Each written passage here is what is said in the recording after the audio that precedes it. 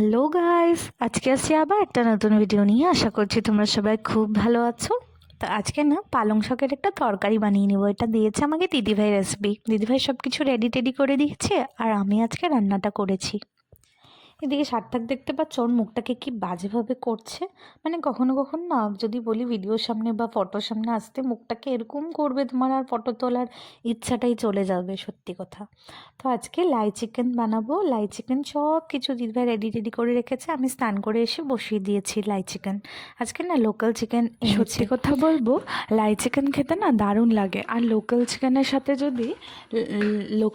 সাথে যদি লাই পাতা দিয়ে মানে বানাও না লাই চিকেন, সেটা একবার খেয়ে দেখবে তোমরা।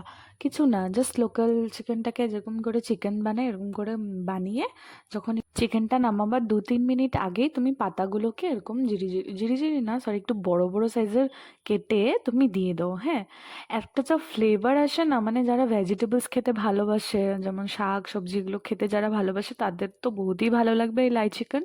আর হেলদিও হয় না, একটা লাইটাও খাওয়ালো, লোকাল চিকেনটাতেও অনেক প্রোটিন থাকে যেহেতু। তো সব মিলিয়ে মানে আমার বেস্ট লাগে খেতে।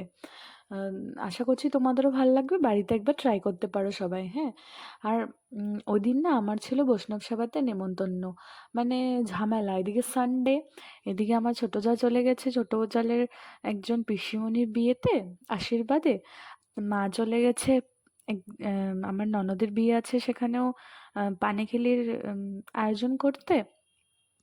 আমি আর দিদিভাই বাড়িতে আছি, আমরা চলে যাব বৈষ্ণব সেবায়। কিন্তু সানডে যেহেতু বাড়িতে সবাই আছে, সবাইকে বোন খাবার আছে, টাবার দিয়ে মানে যাব না। বলতে গেলে তারপর আমি বোনের পাশের বাড়ি মতনই হয়ে গেছে, আর নতুন বাড়িতে এসেও খুব ভালো লেগেছে এই পাড়াটা। আগে ভাবতে পারিনি আমাদের এত ভালো লাগবে না, ভেবেছিলাম, কিন্তু অনেকই ভালো লেগেছে।